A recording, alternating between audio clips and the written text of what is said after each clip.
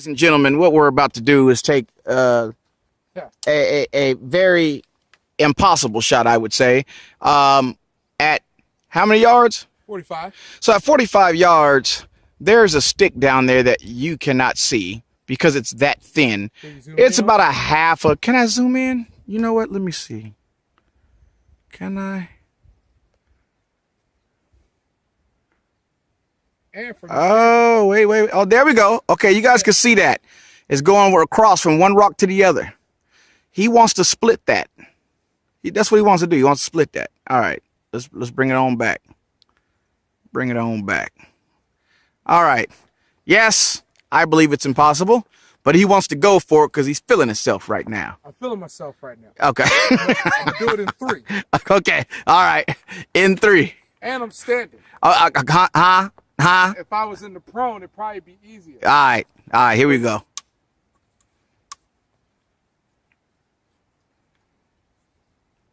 Oh, hell no. I can't even stay on it. I'm moving so much. 1. Yeah, 2.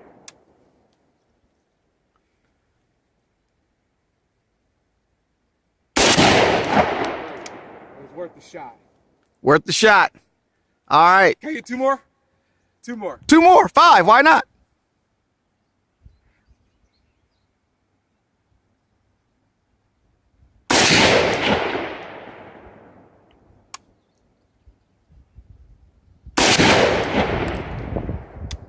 That's crazy.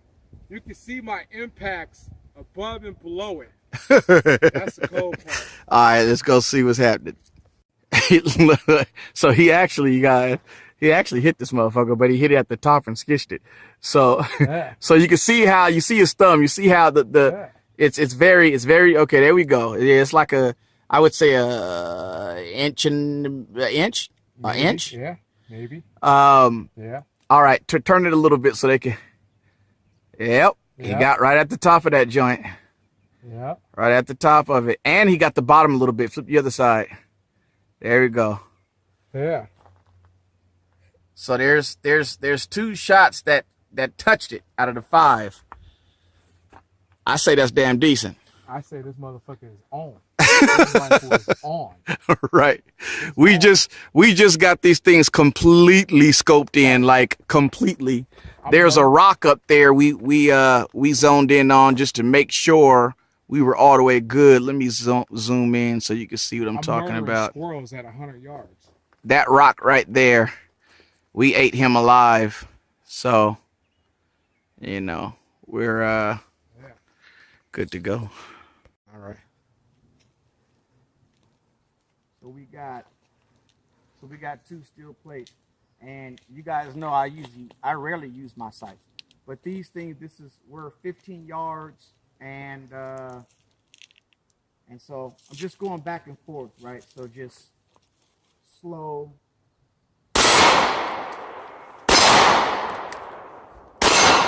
Oh, something hit me in the face. For real? Yeah.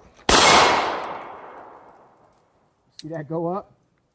Did you just see that? Nah, because I was looking in the camera. Oh, for real? Yeah. So you're gonna see it on video. When I shot that, I don't know what it was, but something went up to about where that branch is. Yeah. And fell down. Yeah, something hit me in the face.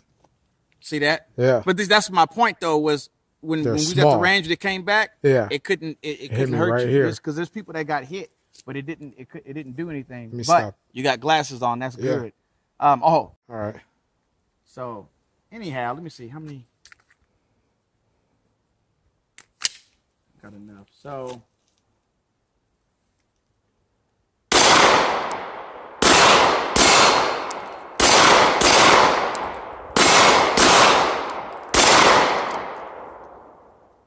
that's that. I think I got another one in here. Or do I? Oh no, that's my hollows. Okay. So just the slow transition and then the speed up. I was gonna show you guys the speed up, but I gotta go get some more rounds. So I will get some more rounds and show you the speed up of going back and forth and how we're doing that. And then we're gonna do some more instinctive shooting in a minute. This is the ugly guy. ugly guy. Yeah, but the girls don't mind. No, they don't mind. I'll tell my lady that. All right. All right. So we're going to just basically ask some questions. This is Art Marshall. Um, and how about a quick rundown of your military background? Military background. Okay. Joined the Marine Corps in 2001, a couple months after 9/11. Matter of fact, it was November 18th, 2001. Went into boot camp in the summer of 2002. Did 4 years in the Marine Corps, 2 deployments with them, both to Iraq. Got out for a minute, hung around, and I joined the Army, did 5 years with them. And one 15-month deployment with the Army to Iraq again. That bullshit, right? Yeah. 3 tours to Iraq. Tours to Iraq. So you did pretty much a total of 9 years military. Yeah, about 9 years, exactly that. Okay. And a total of 30 months in Iraq. Wow. Yeah. So, dang, boy, that's a lot. That's a lot. So, here's what I'm going to do. Now, obviously, you're my first cousin, and we've had conversations already. You guys don't know that, but we've already had conversations. I know a lot of information, you know what I'm saying? Sometimes events to me type shits like that. But what a lot of people have questions. They want to ask combat veterans things, but there's certain things that are not appropriate to ask. They're personal questions, you know, and it's not polite to ask that because you don't know how they're gonna, you know, how they feel, whatever. Yeah. So I'm gonna dive in, and not too long ago, I posted a video of a guy who was a Vietnam veteran, and I posted it because I wanted people to see that there's so many different reactions to hell, aka war. Yeah. And this guy was just like, he was really messed up.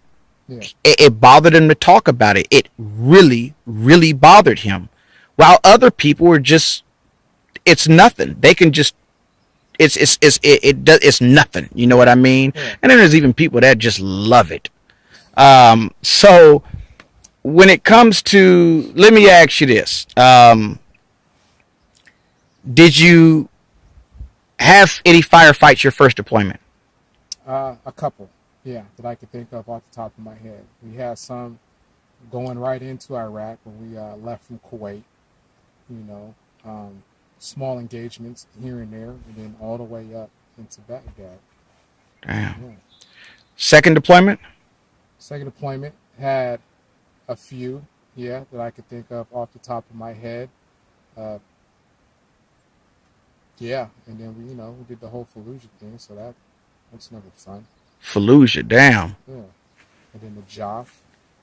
So, and then the third one in the Army. Third one, had a couple in the Army too.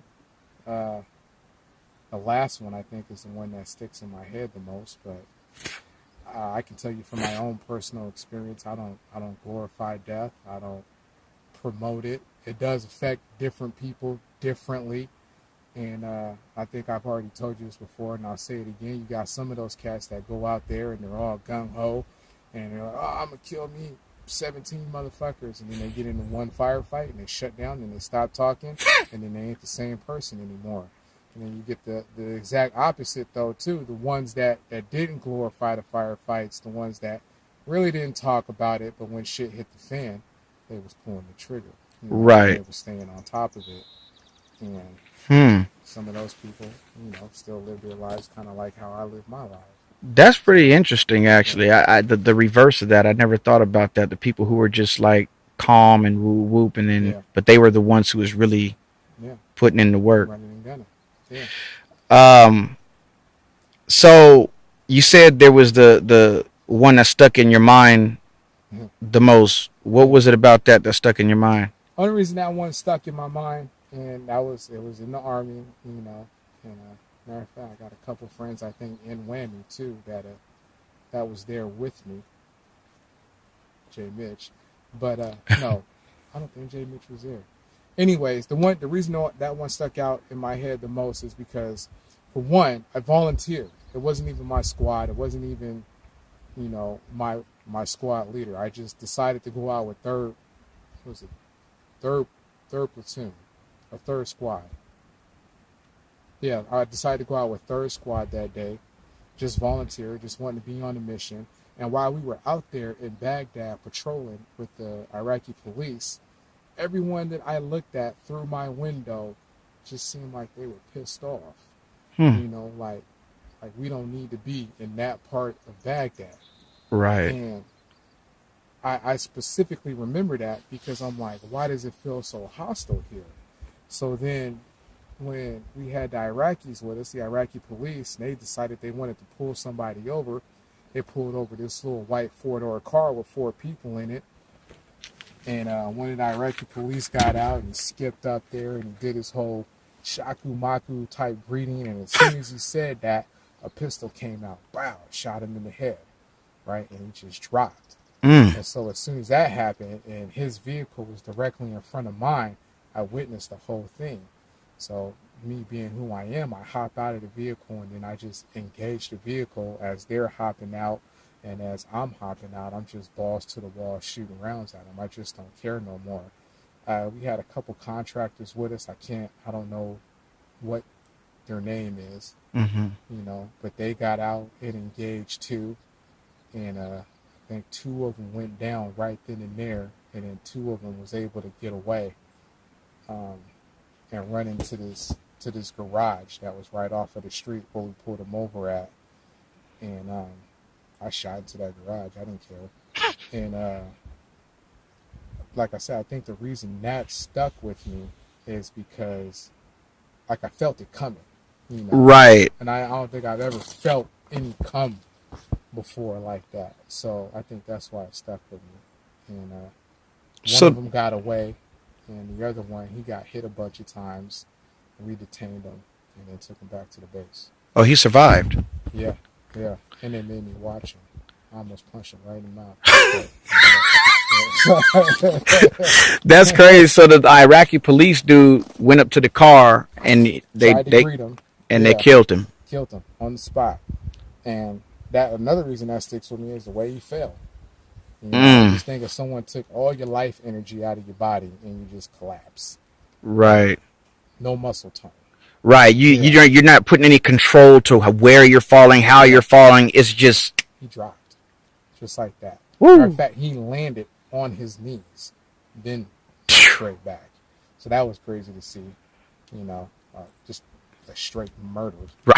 Right. It comes down to it, and that was probably 15 yards in front of me. So, as far as the funny saying, what do you feel when you're shooting at bad guys and they say recoil? But everyone, I take it, would have different feelings. Like my dad feels one way, Grandpa feels one way. Yeah. As far as having to take a life, how does that affect you in a negative way? Does it not bother you? Is it, how does that, how do you deal with that in life? Is it even something you even deal with? Is it nothing? Is it just, it was war? Yeah. What is that? Well, I think I'm the wrong person to ask about that, only because I feel like I'm disattached from, like, I don't register what I should be feeling or how I actually feel, only because I feel like I block a lot of stuff out. Like a lot of what I remember about my deployments now today feel like dreams. So sometimes I even question, are they even real at that point? Because I think I've blocked them out so much. And then two, to even grasp the concept of like taking a life or shooting someone or killing someone, I think what works best is you don't acknowledge the fact that you really did it. You don't claim it. Some of those cats do claim it, 13 confirmed kills. Right. I hope I don't see you in a psychiatric ward one fucking day. But, you know, some people can go on their whole fucking life, you know, talking about it, living it. And even my damn doctor today wants me to talk about stuff. But I don't think that necessarily works with me. Maybe I'm ignorant. Maybe I'm in denial. I don't like to claim anything, you know, because I think that's what keeps me who I am today. Well, I think that's your way of dealing with it. Yeah. You know, everyone gonna deal with it a certain way, and I don't think there's anything wrong with that, bro. Yeah. To be honest, yeah, that's pretty deep. Now, we're out here, you guys, way out in the boondocks, and you know the difference between this is why you always want to learn as much as you can and train and train from and learn from different people. Yeah. Now, I am by no means a know-it-all at all, like at all. Okay, right? You know what I mean? Yeah. And so, you know what I train for, what I think, what I prepare for, everything is simple as my experiences in life. Right. And then I'll listen to other people that have, you know, true experience and whatnot, and try to incorporate that too. But for the most part, you know, I use my experience and just kind of add on to that. But that is not enough at all. And the reason I'm saying that is because me and him are out here, and we're way out in the boondocks, and we just kind of talked about what ifs, right? Yeah. And he said if you know, some guys came in here, just, you know, some crazy stuff. Some guys came in here with trucks and jumped out with guns and wanted to, you know, they're just crazy and wanted to shoot us down, whatever. He said, so if some crazy shit happens, then we need to walk away from each other, separate, and engage. I don't know anything about that.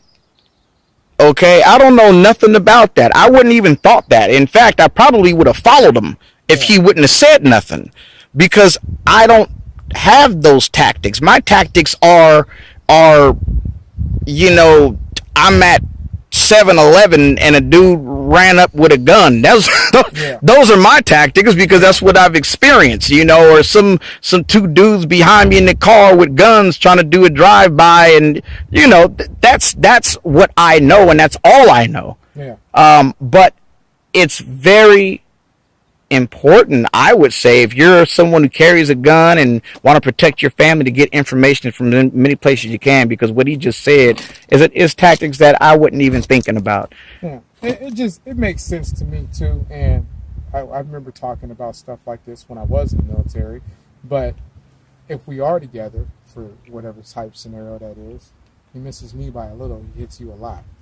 See what I'm saying? Right. He flies by me, it hits you. And then secondly, by separating, we create now 2 targets. So now you got to pick someone to shoot at. Right. And while that person's getting shot at, hopefully the other person's engaging and To shut that person down. that person down. It makes all the fucking sense in the world. I'm glad you told me that, because now it's something else that's in my mind, because just like pretty much everything in life, it's more mental than anything.